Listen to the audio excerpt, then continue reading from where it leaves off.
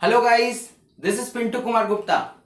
आज के इस वीडियो में हम लोग क्लास 11 के मोस्ट अवेटिंग चैप्टर और इंटरेस्टिंग चैप्टर के बारे में डिस्कस करने वाले हैं, जो है books of original entry, that is journal entry. देखो, जर्नल एंट्री जो है ये totally based on debit credit principle है, मतलब ये है तुम्हारी शुरुआत। और जर्नल एंट्री क्या है, इसे समझने के लिए थोड़े ट्रांजैक्शंस को समझते हैं। देखो, इसे सबसे पहले क्या बोला जाता है, बुक्स ऑफ ओरिजिनल एंट्री या books of primary entry. Business में बहुत सारे ट्रांजैक्शंस देखने को मिलते हैं डेली बेसिस पर, ठीक है। तो उस ट्रांजैक्शन को किसी ना किसी बुक में तो रिकॉर्ड करना ही पड़ता है। तो जो सबसे पहला बुक्स ऑफ रिकॉर्डिंग एंट्रीज है उसे ही हम लोग बोलते हैं जर्नल एंट्री। समझ रहे हो? इसे हिंदी में बोलते हैं रोज नामचा। याद रखना, हिंदी टर्म में इसे क्या बोलते हैं, रोज नामचा। इसका मतलब क्या है? इसका मतलब है कि जो भी डेली बेसिस में बिजनेस के ट्रांजैक्शंस होते हैं उसको जर्नल में प्लेस करना पड़ता है। Am I clear?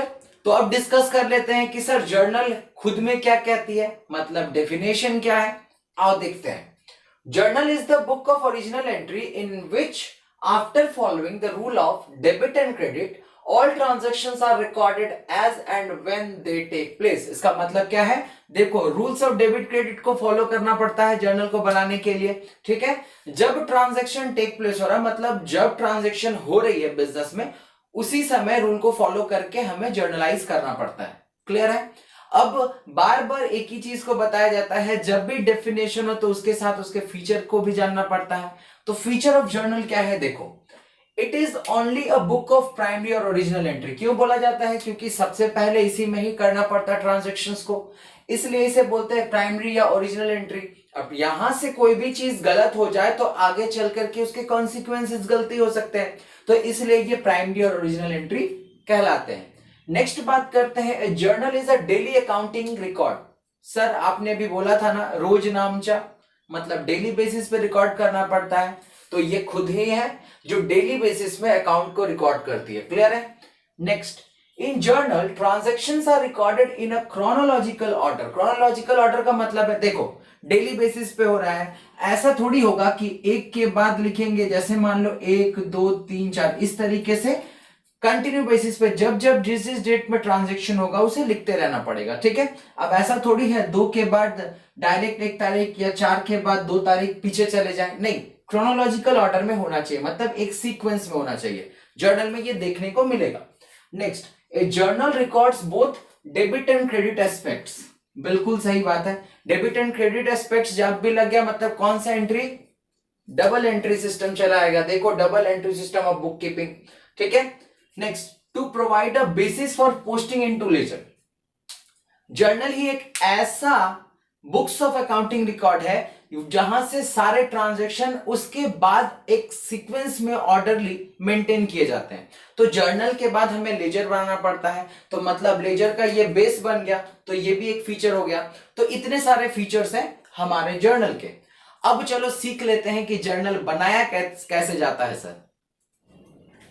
तो चलो देखते हैं कि किस तरीके से ट्रांजैक्शन को जर्नल में लिखना पड़ता है, मतलब प्राइमरी बुक्स ऑफ एंट्री में लिखना पड़ता है।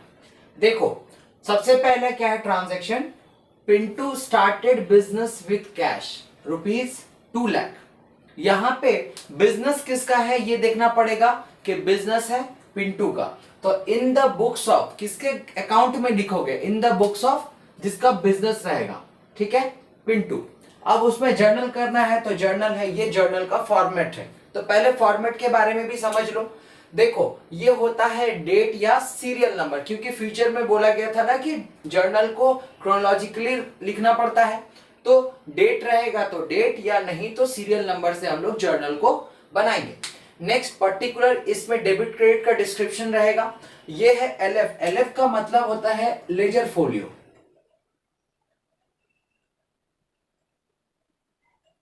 लेजर फोलियो का मतलब क्या होता है, इसके बाद हम लोग क्या बनाने वाले हैं, लेजर सीखेंगे। तो जर्नल से लेजर जाने में, मतलब लेजर में कौन से पेज में दिया गया है वहां पे इसको लिखना पड़ता है। सपोज कि Pintu started business with cash, ledger के 4 नंबर पेज में है, तो मतलब यहां पे 4 लिखेंगे, इससे पता चल जाएगा कि ये कितने नंबर लेजर पेज में लिखा गया है तो टाइम बचेगा, इसलिए लेजर फोलियो को हम लोग बनाते हैं। ये तुम लोगों के 11 में उतना काम के लिए नहीं है, लेकिन आगे चल करके इंपॉर्टेंट है।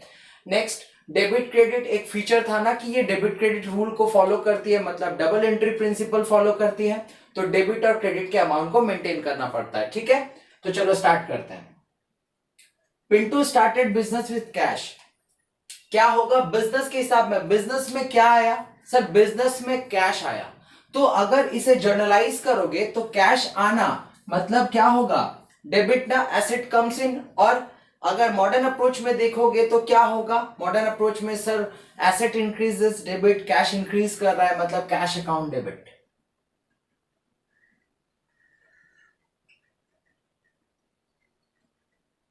Cash account debit. बिजनेस में क्या आया? कैश आया।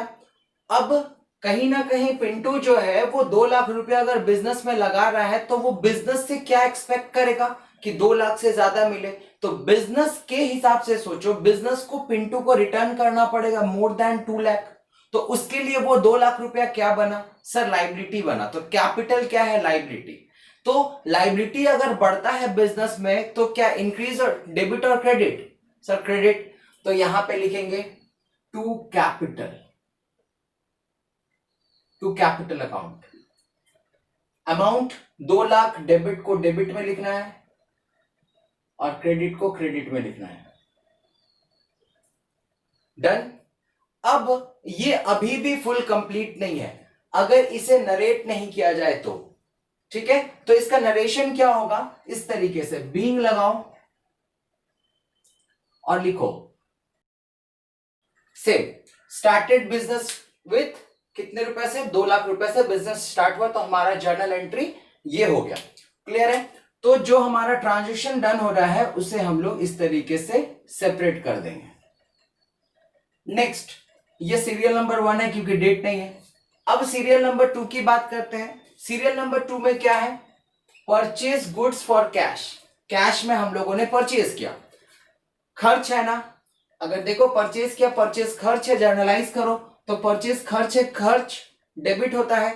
ठीक है, और कैश गया, asset goes out, credit. Journal entry क्या होगा? देखो हमारा दूसरा journal entry purchase account debit to cash. इसका मतलब है expenses are debit under nominal account और asset goes out traditional method से इट इज क्रेडिट। क्लियर है? और एक्सपेंसेस मॉडर्न मेथड से एक्सपेंसेस आर डेबिट और एसेट डिक्रीजेस क्रेडिट। कैश घट रहा है ना बिजनेस का। ठीक है, next, purchase goods for Sonu. कितना से? 20,000 फ्रॉम होगा। सोनू से परचेज किया हम लोगों ने 20,000 का। अब देखो यहां पे ये मेंशन नहीं है कि कैश में परचेज है या क्रेडिट में परचेज है। तो ट्रांजैक्शन पता है हम लोगों को, 2 तरीके से ट्रांजैक्शन होते हैं, पहला कैश, दूसरा क्रेडिट। यहां पे क्योंकि कैश मेंशन नहीं है, यहां पे एक नाम मेंशन है, तो इसका मतलब है ये क्रेडिट परचेज है। ठीक है, तो जर्नल एंट्री हमारा क्या होगा? Purchase account debit. ठीक है, खर्च है, और किसने गिव किया, सामान दिया किसने? अंडर पर्सनल अकाउंट गिवर और क्रेडिट सोनू। तो journal entry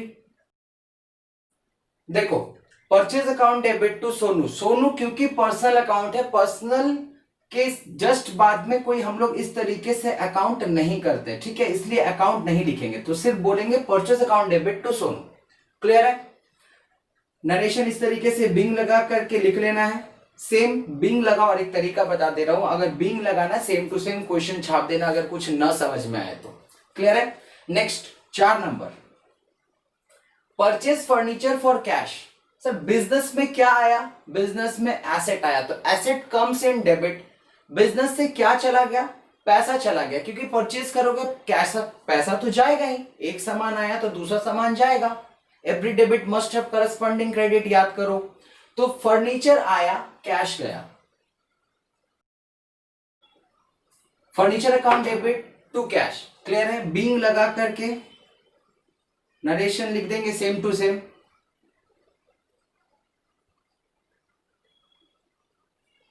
M I clear? Next बात करते हैं, ये हो गया सोल्ड गुड्स फॉर कैश। चलो देखते हैं, इसे लिख लो। नेक्स्ट हम लोग बनाएंगे, ऊपर से फिर जगह है नहीं, अच्छा यहां पे बनाते हैं। Sold goods for cash, journal entry क्या होगा?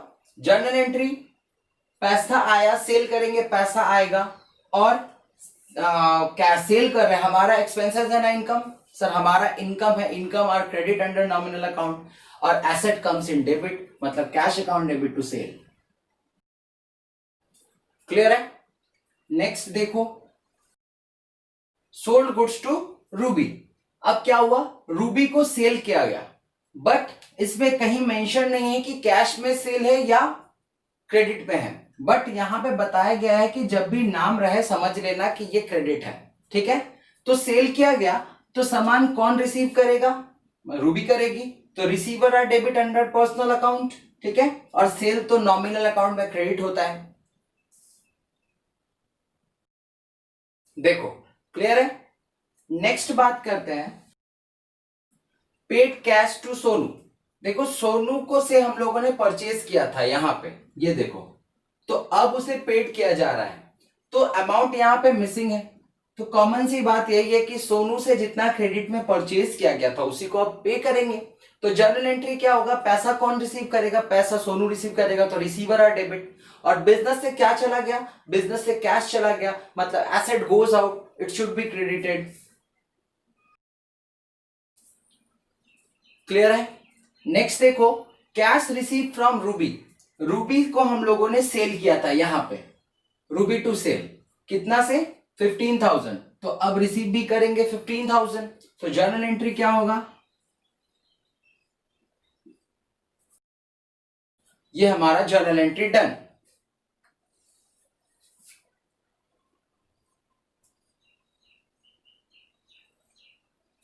और जो लास्ट है, पेड सैलरी।